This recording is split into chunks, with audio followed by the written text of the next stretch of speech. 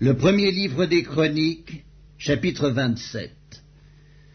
Enfants d'Israël, selon leur nombre, chefs des maisons paternelles, chefs de milliers et de centaines et officiers au service du roi pour tout ce qui concernait les divisions, leur arrivée et leur départ, mois par mois, pendant tous les mois de l'année, chaque division étant de 24 000 hommes.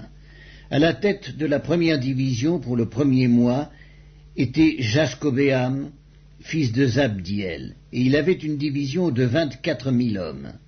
Il était des fils de Péretz, et il commandait tous les chefs des troupes du premier mois. À la tête de la division du second mois était Dodaï, l'Akokite.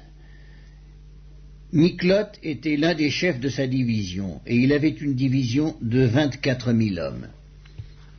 Le chef de la troisième division pour le troisième mois était Benaja, fils du sacrificateur Jéhojada, chef, et il avait une division de 24 000 hommes.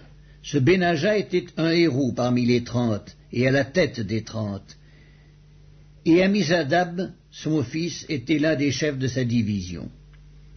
Le quatrième pour le quatrième mois était Azaël, frère de Joab, et après lui, Zébadia son fils, et il avait une division de 24 000 hommes. Le cinquième pour le cinquième mois était le chef Shaméut, le Jizrakite, et il avait une division de 24 000 hommes.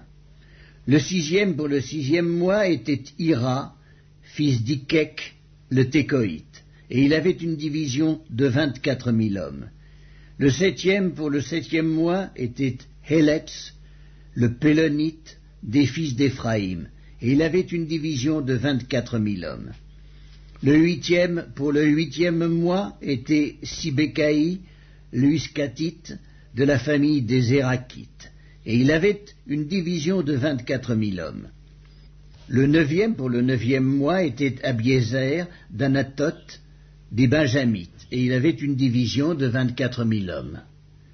Le dixième pour le dixième mois était Maharaï, de Nétopha, de la famille des Zérakites, et il avait une division de 24 000 hommes. Le onzième pour le onzième mois était Benaja, de Piraton, des fils d'Éphraïm, et il avait une division de 24 000 hommes.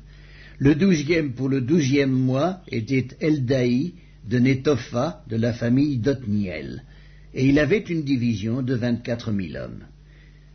Voici les chefs des tribus d'Israël. Chef des Rubénites, Eliezer, fils de Zikri. Des Siméonites, Shephatia, fils de Maaka. Des Lévites, Askabia, fils de Kemuel. De la famille d'Aaron, Tsadok. De Juda, Élihu, des frères de David. D'Issachar, Omri, fils de Mikaël. De Zabulon, Jiskemaéja, fils d'Abdias. De Nephtali, Jérimoth, fils d'Azriel. Des fils d'Éphraïm, Osée, fils d'Azazia. De la demi-tribu de Manassé, Joël, fils de Pédaja. De la demi-tribu de Manassé en Galaad, Jiddo, fils de Zacharie. De Benjamin, Jaasiel, fils d'Abner. De Dan, Azaraël, fils de Jérokam. Ce sont là les chefs des tribus d'Israël. David ne fit point le dénombrement de ceux d'Israël qui étaient âgés de 20 ans et au-dessous, car l'Éternel avait promis de multiplier Israël comme les étoiles du ciel. Joab, fils de Tseruja, avait commencé le dénombrement, mais il ne l'acheva pas. L'Éternel s'étant irrité contre Israël à cause de ce dénombrement, qui ne fut point porté parmi ceux des chroniques du roi David. Azmavet, fils d'Adiel, était préposé sur les trésors du roi. Jonathan, fils d'Ozias, sur les provisions dans les champs, les villes, les villages et les tours. Ezri, fils de Kélub, sur les ouvriers de la campagne qui cultivaient la terre. Schiméi, de Rama, sur les vignes. Zabdi, de Shepham, sur les provisions de vin dans les vignes. Baalanan, de Guéder, sur les oliviers et les sycomores dans la plaine. Joach, sur les provisions d'huile. Sitraï, de Saron, sur les bœufs qui passaient en Saron. Shaphat, fils d'Adlaï, sur les bœufs dans les vallées.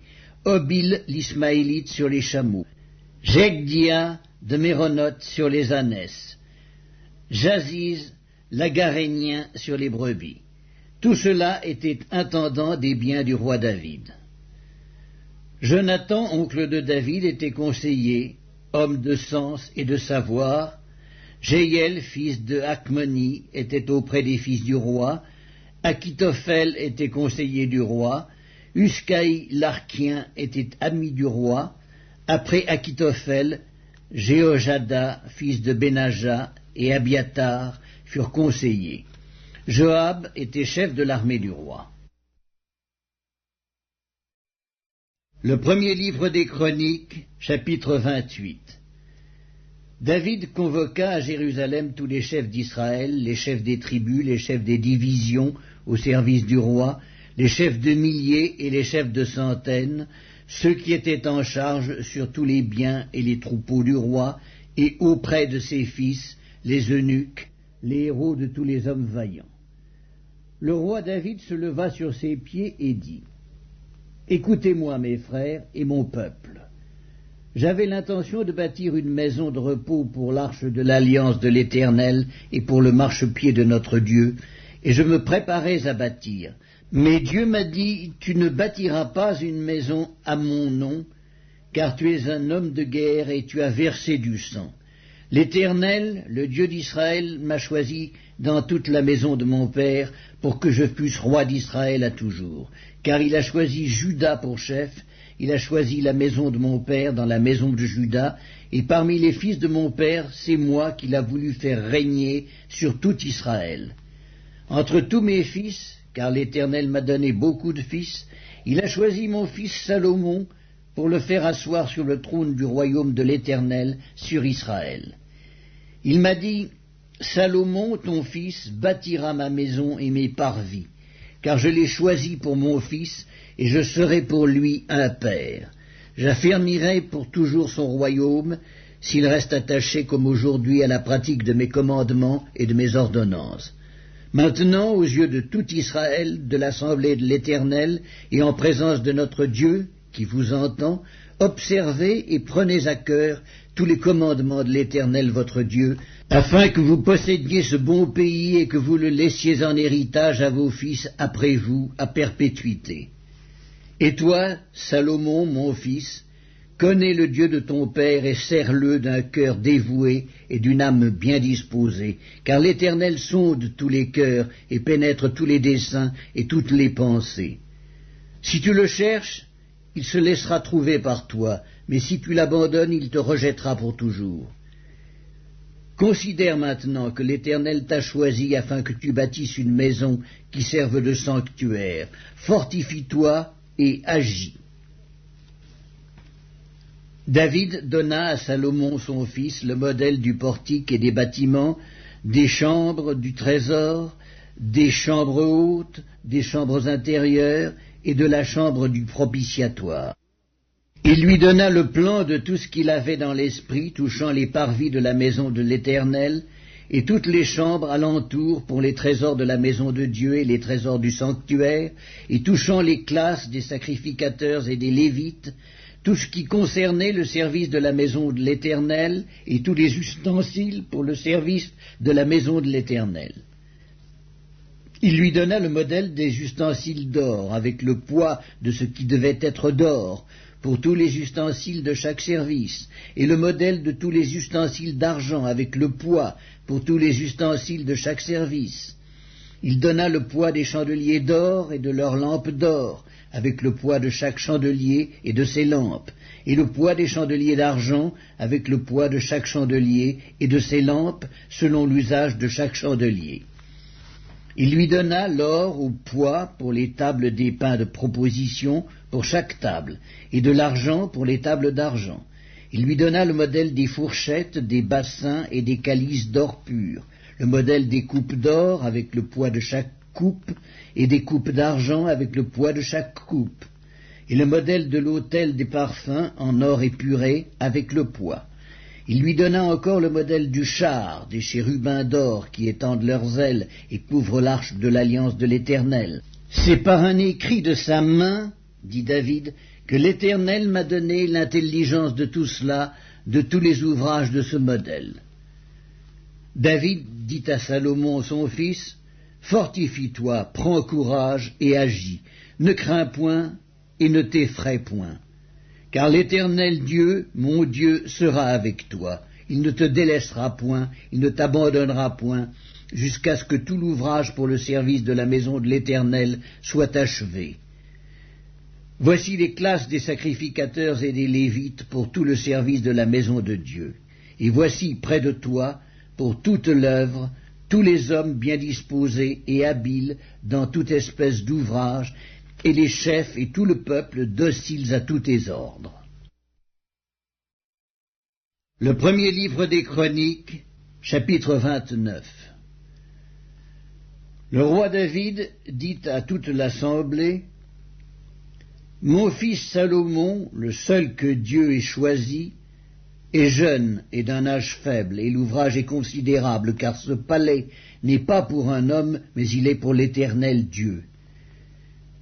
J'ai mis toutes mes forces à préparer pour la maison de mon Dieu de l'or pour ce qui doit être d'or, de l'argent pour ce qui doit être d'argent, de l'airain pour ce qui doit être d'airain, du fer pour ce qui doit être de fer, et du bois pour ce qui doit être de bois, des pierres d'onyx et des pierres à enchâsser, des pierres brillantes et de diverses couleurs, toutes sortes de pierres précieuses et du marbre blanc en quantité.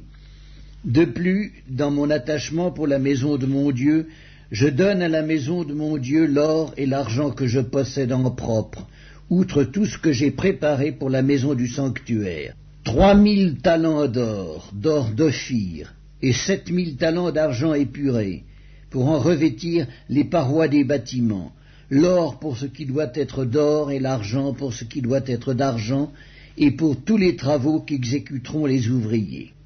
Qui veut encore présenter volontairement aujourd'hui ses offrandes à l'Éternel?